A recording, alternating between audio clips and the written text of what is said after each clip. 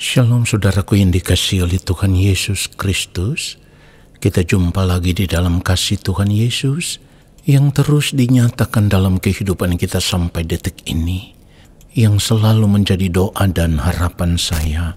Biarlah berkat Tuhan, kasih, sukacita dan damai sejahtera Allah senantiasa memenuhi kehidupan Bapak Ibu Saudara sekalian. Mari kita siapkan hati untuk masuk dalam doa syukur pagi ini. Segala pujian, hormat, dan kemuliaan hanya bagi Allah. Kita mau agungkan Dia di dalam pujian dan penyembahan. Haleluya. Biarlah kita menyembah Dia di dalam kekudusan-Nya.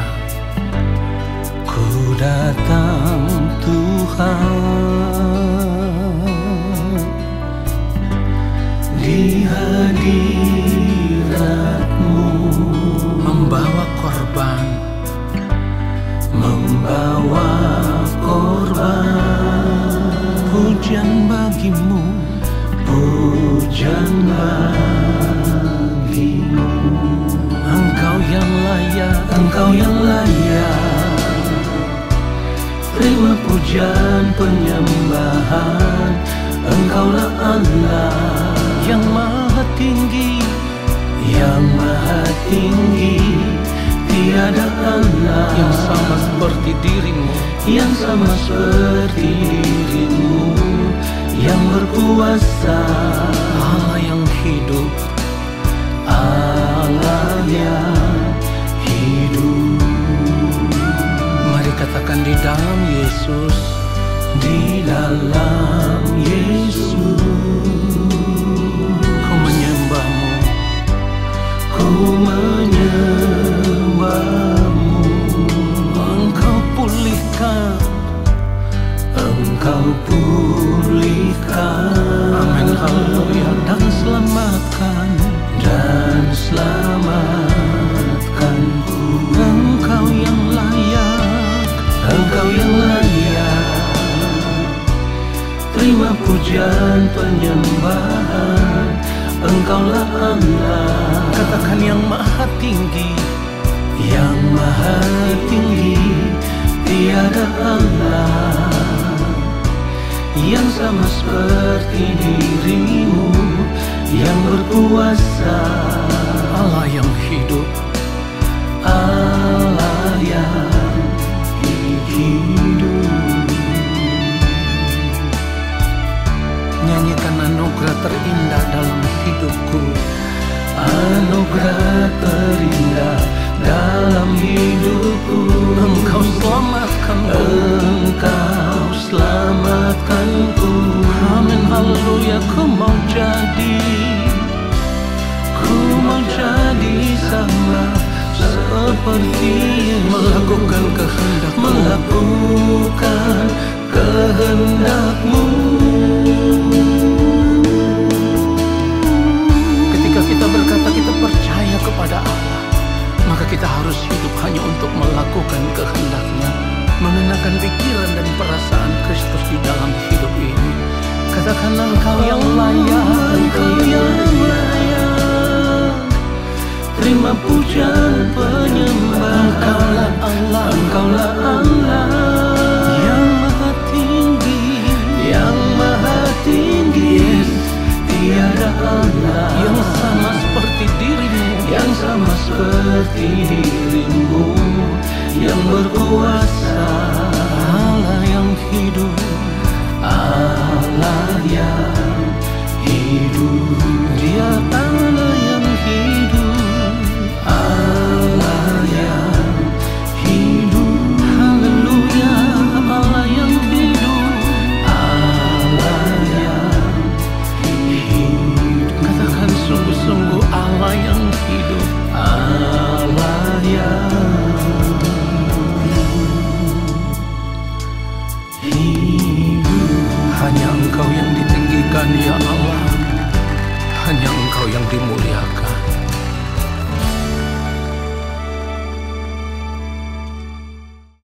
Mari kita berdoa.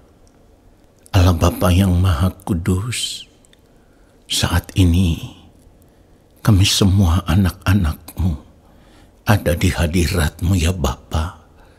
Kami mau duduk diam di kaki-Mu. Kami mau menikmati hadirat-Mu saat ini. Kami mau menantikan lawatan-Mu ya Tuhan, lewat setiap kebenaran firman yang kami dengar. Berbicaralah bagi kami, sampaikanlah isi hati-Mu. Allah Roh Kudus, ajar kami mengerti apa yang menjadi kehendak Bapa dalam setiap kebenaran firman yang kami dengar. Lalu di sepanjang sisa umur hidup kami mau berjuang untuk hidup seturut dengan firman-Mu. Di dalam nama Tuhan Yesus Kristus, kami siapkan hati untuk menerima kebenaran firman Tuhan saat ini. Amin. Saudara yang dikasihi oleh Tuhan Yesus Kristus, sebagai orang percaya kita harus benar-benar menyadari bahwa kita tidak punya pilihan hidup yang lain selain memiliki hidup yang benar-benar serupa dengan Kristus. Saya ulang sekali lagi, kita tidak punya pilihan hidup yang lain, saudaraku, selain kita harus benar-benar memiliki hidup serupa dengan yang mulia Tuhan Yesus Kristus. Dan inilah panggilan hidup kita sebagai orang percaya.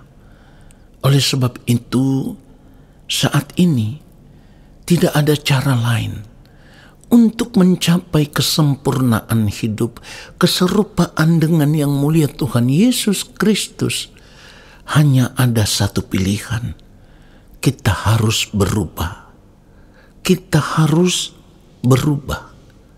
Dan inilah yang firman Tuhan maksudkan seperti yang ditulis di dalam Roma 12 ayatnya yang kedua. Firman Tuhan katakan, janganlah kamu menjadi serupa dengan dunia ini, tetapi berubahlah oleh pembaharuan budimu, sehingga kamu dapat membedakan manakah kehendak Allah, apa yang baik, yang berkenan kepada Allah dan yang sempurna. Jadi memang kita harus berjuang untuk berubah, karena firman Tuhan katakan berubahlah oleh pembaharuan budimu. Artinya di dalam setiap hari-hari hidup kita harus berjuang untuk terus mengalami perubahan. Dan saya sudah selalu katakan, perubahan dalam hidup orang percaya itu harus terjadi dari detik ke detik. Artinya di dalam setiap detik waktu hidup kita harus memeriksa segenap hidup kita. Jika kita temukan ada tindakan hidup, ada sikap, ada perkataan, ada gerak pikiran yang tidak sesuai dengan pikiran dan perasaan Allah Bapa di sorga, yang tidak sesuai dengan pikiran dan perasaan yang mulia Tuhan Yesus Kristus, maka kita harus berubah. Kita dipanggil untuk hidup mengenakan pikiran dan perasaan yang mulia Tuhan Yesus Kristus. Jadi ketika kita belajar terus berubah dari hari lepas hari, kita hidup mengenakan pikiran dan perasaan yang mulia Tuhan Yesus Kristus, maka sampai pada titik tertentu kita akan bisa mencapai keserupaan dengan Kristus. Dan harus diingat, inilah panggilan hidup kita sebagai orang percaya.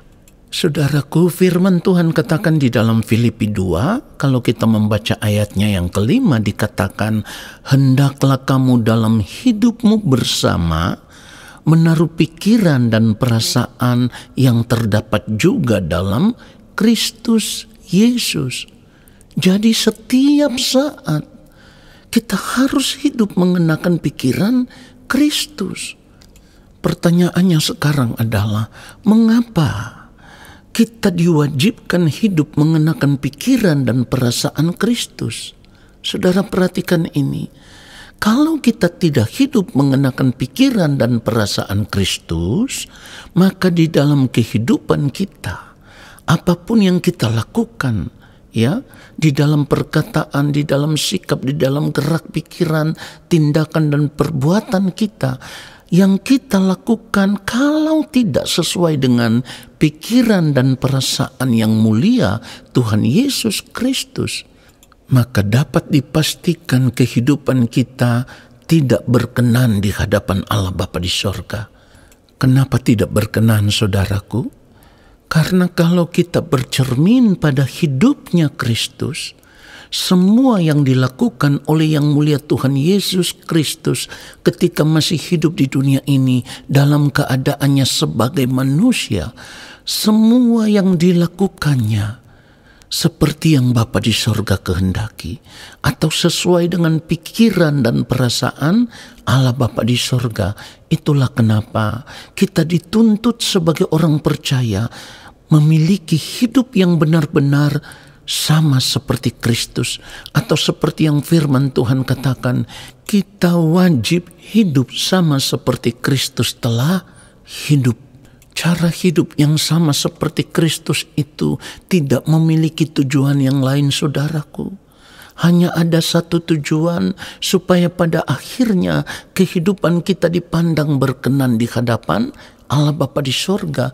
Kehidupan yang berkenan inilah yang membuat kita bisa diterima di dalam kerajaan sorga. Sebab jika tidak, kita akan ditolak oleh Allah. Ini yang harus kita perkarakan di dalam kehidupan kita.